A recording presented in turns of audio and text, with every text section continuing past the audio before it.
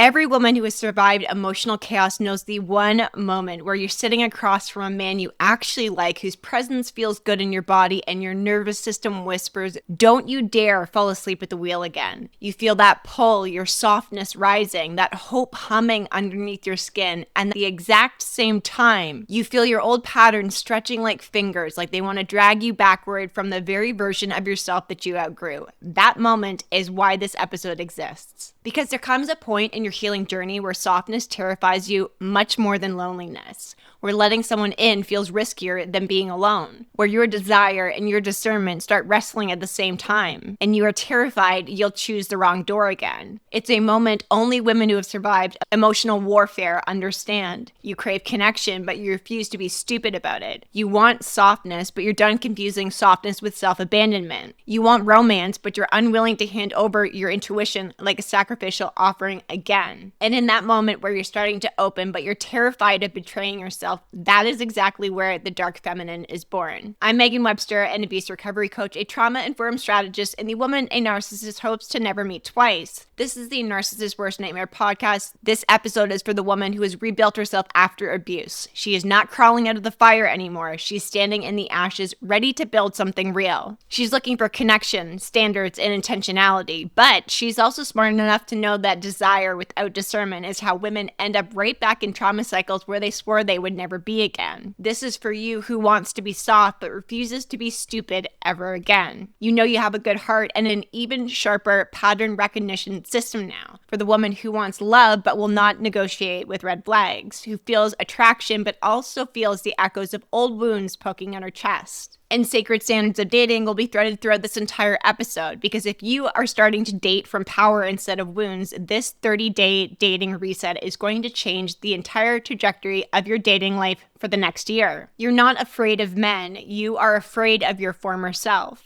The version of you who tolerated too much, who excused things when she should have walked away, who saw red flags and painted them beige because she wanted to believe in potential. The version of you who tried to love someone into emotional maturity, who avoided her intuition because she wanted the story to work. It's not the man that scares you, it's the memory of your own self-abandonment. You're terrified of ignoring your intuition again, that you'll override your own boundaries because chemistry feels intoxicating. You're scared your old coping styles will rise up as ghosts, people-pleasing, emotional caretaking, minimizing your needs, rationalizing behavior that doesn't align. This fear is not dysfunction, it's data. It means your system remembers what almost destroyed you, and your body is trying to protect you from making a mistake it refuses to repeat. Healing does not erase the past, but it does make you confront the parts that you abandon yourself in it. Here's the part that most women miss. Fear is not a red flag, it is a checkpoint. It is your inner black cat stepping forward and saying, slow down, pay attention, choose intentionally. Softness is not danger, unconscious softness is. And this is where your evolution starts to begin. Not by suppressing your softness, but by pairing it with self-loyalty so strong it becomes untouchable. Women who have done their healing assume that if a connection feels good, it must be safe. But attraction isn't proof of alignment. Attraction is a nervous system response. It's something familiar, pattern recognition, chemistry, fantasy, projection, longing. Sometimes it's unresolved trauma bonds trying to masquerade as intuition. The dark feminine doesn't demonize attraction, she studies it. She lets her desires speak, not lead. She lets her feelings exist but not dictate. This is where the black cat dating standards become a superpower for you, because in early dating, women often confuse intensity with compatibility. But intensity is just dopamine dressed up as destiny. Compatibility reveals itself quietly. Consistency reveals itself slowly. Character reveals itself when the glitter wears off. Potential reveals nothing. Patterns reveal everything. The woman you are now doesn't bend herself into shapes that make her feel chosen. She watches. She listens. She doesn't rush to fill the silence or prove she's good enough. And she does not fear losing him because she knows only the wrong man can exit. He cannot ruin. When a woman steps into this level of discernment, dating becomes grounded, not frantic. She stops auditioning, shape-shifting, writing emotional resumes to prove she's worth choosing. When you step into your sovereignty, it is soft, open, receptive, but aware. She doesn't walk into a connection looking for a home. She walks in asking whether this man has the emotional architecture to handle her presence. This is why I built the Sacred Standards Challenge. It's for the woman who wants to date from alignment, discernment, emotional stability, and self-devotion. For the woman who refuses to let attraction override her standards ever again. Most women confuse softness with danger because softness was the state they were in when they got hurt. They associate openness with being blindsided, vulnerability with being manipulated, and giving with being taken advantage of. The softness did not harm you. Self-abandonment did. Your vulnerability was not a problem. Your lack of standards was. Your giving was not the issue. Your lack of discernment was. The dark feminine doesn't stop being soft. She becomes soft with herself first. She gives from overflow, not from survival, and she receives from discernment, not desperation. She chooses with her intuition and not abandonment wounds. Softness is only dangerous when it's given to someone who is not safe. And the woman you are now, the woman you are becoming, would never hand softness to a man who's not earned it. That is the black cat shift. Soft heart, steel boundaries. Because you are not meant to be hyper-independent forever. One of the biggest things that people will cling to is a belief that they're better alone. It doesn't come from a genuine preference, even though solitude does feel exquisite after years of drowning in chaos. But the independence actually becomes a survival tactic that slowly hardens into your identity. You didn't step into hyper-independence because it empowered you. You stepped into it because nobody else around you was emotionally capable of meeting you where you stood. You learned to regulate alone, soothe alone, anticipate alone, and carry the entire emotional weight of a relationship on your own back. Strength was not a choice. It was a reaction to abandonment, inconsistency, and immaturity that you compensated for. But now your life for danger is no longer breathing down your neck, and your nervous system has still not caught up to the truth. Your body still grips everything with white knuckles, like you have to perform emotional self-sufficiency just to prove that you're healed. You still believe that carrying everything alone is safer than letting someone support you. You anticipate every outcome 5 steps ahead because you lived too long for people who made you responsible for the emotional safety of the relationship. Softness is not weakness. It's the evolution of strength. The moment you stop operating from survival and start letting yourself be held in the smallest ways. The black cat woman doesn't actually mean you don't let anybody in. It means letting people in slowly, intentionally, with discernment, steady edges, and the quiet confidence that your heart is sacred and deserves reverence. Hyper-independence is fear wearing a crown, but interdependence, the ability to stand strong while allowing someone to stand behind you, is sovereignty wearing silk. When you've mastered the art of choosing yourself, you finally have the capacity to choose someone else without abandoning yourself in the process. One of the most important principles inside of the Sacred Standards Challenge is this. Your nervous system is the first one to know when something is off. It is long before your mind can form a clean sentence about what's wrong. Your body is already speaking to you. Your chest tightens before a red flag becomes conscious. Your breath shifts before your brain creates a storyline. Your energy pulls back the moment a pattern matches something you've lived through. Intuition is not dramatic. It is your body processing micro signals faster than your conscious mind can articulate them. It is your emotional intelligence and living experience whispering, pay attention. And the reason why so many women miss these signals is because the people who hurt them were experts at teaching them to doubt themselves. They trained you to override your instincts, soften your boundaries, entertain confusion, and explain away behaviors that made your body recoil. They needed you disconnected from your intuition so you would stay connected to them. Doubting your own perceptions was part of your conditioning, not your identity. Now that you're healing, your body is becoming louder than your fear. That stomach drop when a man makes an offhand comment that reminds you of someone you've survived is not an overreaction, it's recognition. The tightness in your chest when someone's inconsistency mirrors an old pattern isn't paranoia, it is memory. The shift in your breathing when someone's energy feels familiar in the wrong way is not being dramatic. It's your nervous system recalling danger before your conscious mind catches up. Your body's not trying to scare you, it's trying to guide you. The dark feminine does not silence her body, she studies it. She pays attention to these microsignals. She connects the pattern to the instinct.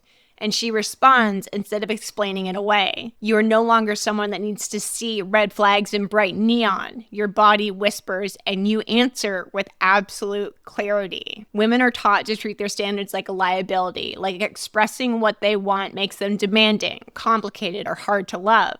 But standards are not a threat for a healing, emotionally available man. They are a spotlight. They make you stand in the truth of what you need, and every man around you reveals exactly who he is. A man with emotional maturity won't flinch when you articulate your expectations. He will feel relieved because he sees a woman who knows what she wants. A man who cannot lead himself will try to convince you that you're asking for too much because he knows you can't give it. A man who's lived his whole life avoiding accountability will label you difficult because he's never been asked to rise before. The man aligned to you will step closer, not retreat. And the man who disappears wasn't lost, he was filtered. I want to take you back about a year ago when I first opened myself up to dating again. I had opened some profiles on dating apps and I'd be messaging with a couple of people. This particular human I'd be messaging for about a month.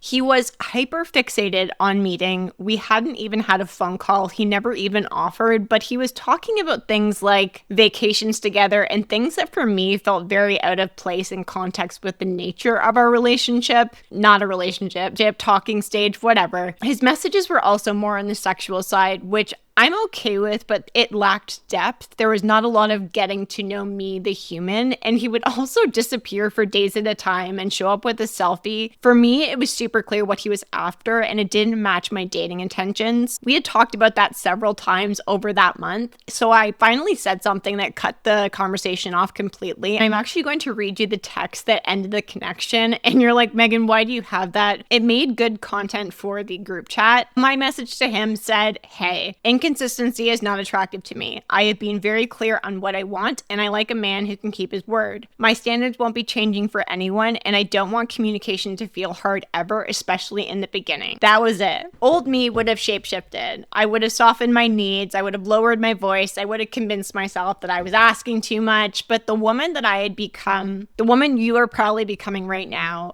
I refused to abandon myself for chemistry. I knew that if I lowered my standards here, I was right back in my own history. So I didn't lower them, I raised them, I sent that text, and it was done. In that moment, I felt more aligned to a higher standard, and I started filtering men a little bit differently, and the ones that were capable of showing up did start appearing in my world, not because it became easier to love, but because I stopped negotiating with men who were never meant to hold me in the first place. This was actually about the same time frame that I met my now boyfriend. When you embody a black cat energy, you stop fearing the loss of men and start fearing the loss of yourself. You finally understand that the man who walks away because of a standard wasn't stable enough to stay. You stop performing mental gymnastics to be chosen because you realize you've never been afraid if they'd leave, been afraid if you wouldn't walk away. That's why embodied standards matter. It's not about rules or what you deserve on paper. It's about how you allow yourself to be treated when your heart is fully open. It's the baseline to build a relationship off of, and that part of you that refuses to negotiate is your dignity. Standards are not about impressing men, controlling men, or manipulating outcomes. They're about knowing who you are, what emotional reality you will and will not participate in, and how you anchor yourself so deeply in your worth that mediocrity is no longer tempting. This is where dating becomes easy, light,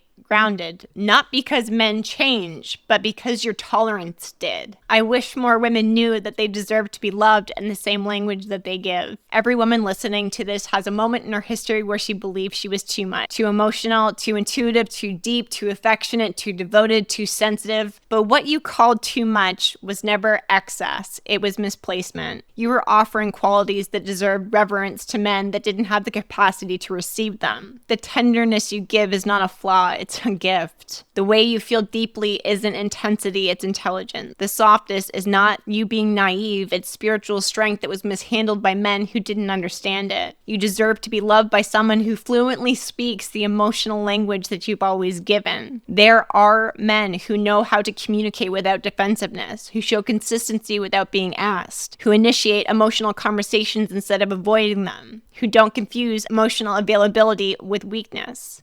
There are men who can see your depth and do not feel intimidated, they feel honored. But you will not meet these men if you're negotiating with your worth with the ones who treat your heart like an optional add-on. Your truth is simple. You have never been too much. You've been underappreciated, misunderstood, pouring oceans into men who were shaped to hold teaspoons. And every time you told yourself that you need to shrink or silence your heart to fit someone's emotional capacity, you weren't protecting the relationship, you were abandoning yourself. Your softness isn't something you need to suppress. It's something that needs to be protected until someone can prove to hold it. There is a version of you who doesn't date from fear, anxiety, or the trauma blueprint that told you connection required overfunctioning. When you stop dating from fear, you stop handing men the power to validate you. Your nervous system is no longer scanning for danger, it's looking for alignment. You're no longer auditioning, you are simply observing. You're not hoping they choose you, you're deciding if they are qualified. This version of you does not chase attention, she commands it effortlessly because she is rooted. She evaluates energy instead of being lost in a fantasy. She no longer falls for potential because she understands potential has no value without behavior. Chemistry is not enough. Consistency becomes the currency, and she is not thrown off center when she likes someone. She becomes even more anchored. You do not need to prove anything. You are not competing with anyone other than yourself, and you certainly do not shrink your power to soothe a man's insecurities. You will know your value so deeply that dating stops being an emotional battlefield and starts becoming an evaluation process guided by intuition, regulation, and relational intelligence. The moment that you meet a man who knows what to do with your heart, your softness won't feel like danger anymore. He won't require you to shrink your intuition, silence your boundaries to perform emotional acrobatics. You won't find yourself overthinking every message or decoding every tone, and your body certainly will not brace for impact before every conversation. You no longer have to walk 3 steps ahead emotionally just to feel safe. I had a client who spent years dating men she had to drag emotionally, the ones that said, "I really liked you," but act like passengers in their own life. We'd worked together for about 3 months when someone new entered her life, and she said it felt like someone showed up at the right frequency, a true match for her. But he didn't just match her energy, he met her in it. She'd tease him, he'd tease her back. She'd express desire, he wouldn't shrink. She'd go soft, and he would meet her there. Something she shared with me on a call has always stuck with me because I've also had this experience. She said she no longer felt like the only adult in the relationship, that she was finally being met. No trauma bonding, no adrenaline rush, no chaos, just compatibility and chemistry that didn't require her to abandon herself. When someone is truly aligned, your nervous system recognizes it before your mind does. You sleep better, you laugh easier, you stop waiting for the shoe to drop, and you stop preparing your escape route in your head. Being soft with the right man doesn't feel like you're losing control. It feels like you're remembering who you were before you learned to overprotect, like you're getting your innocence back, your trust back, your feminine energy back. And then when you understand the purpose of the black cat archetype, discernment isn't meant to keep you guarded forever. It's meant to guide you to the moment where it becomes safe to melt. Softness is not vulnerability. It's your reward for choosing well. You are allowed to be soft and powerful in the same breath. Give yourself permission to want connection without sacrificing yourself. You have the ability to protect your heart with discernment and still love with depth. You can walk into dating with your standards high, your intuition sharp, and your self-worth unwavering. You are not here to prove your value to anyone. You're here to embody it, wildly, unapologetically, without negotiation. If this episode cracks something open in you good, that means that you are deciding to refuse to abandon yourself ever again for love or anything else, and choose men only who are available to rise to meet you. For the woman listening to this who is stepping back into dating after trauma, you do not need to be harder, colder. You don't need to build a personality barbed wire just to feel safe. You need standards, sacred ones, the ones that rise with you instead of collapsing the moment someone shows you attention. That's exactly what the Sacred Standards Challenge is. It is a 30-day dating reset. We start on December 15th. This is for women who are done dating from wounds and ready to date from their power. By Christmas, you will feel steady in your body again. By January, you will have a dating profile, a presence, and a pace that matches the woman you become instead of the woman you had to be to survive. In this program, you learn how to choose men instead of waiting to be chosen. You learn how to trust your instincts instead of your fantasies. You learn how to stay soft without feeling stupid. I will walk you through the exact emotional and energetic frameworks I have used to rebuild my own dating life from the ground up. You will leave the month knowing exactly who gets access to you and who doesn't. You have 2 coaching calls. You get a dating profile audit from me, my first connection messaging scripts to filter on first contact, the red flag detector that will save you months of pain, and you get an entirely new standard operating system for how you move in dating. I know you are ready to walk into 2026 and leave the 2025 patterns behind. Join Sacred Standards. This is where everything begins to shift for you. This is the Narcissist Worst Nightmare podcast. And remember, soft doesn't have to feel stupid when you decide to heal and rise.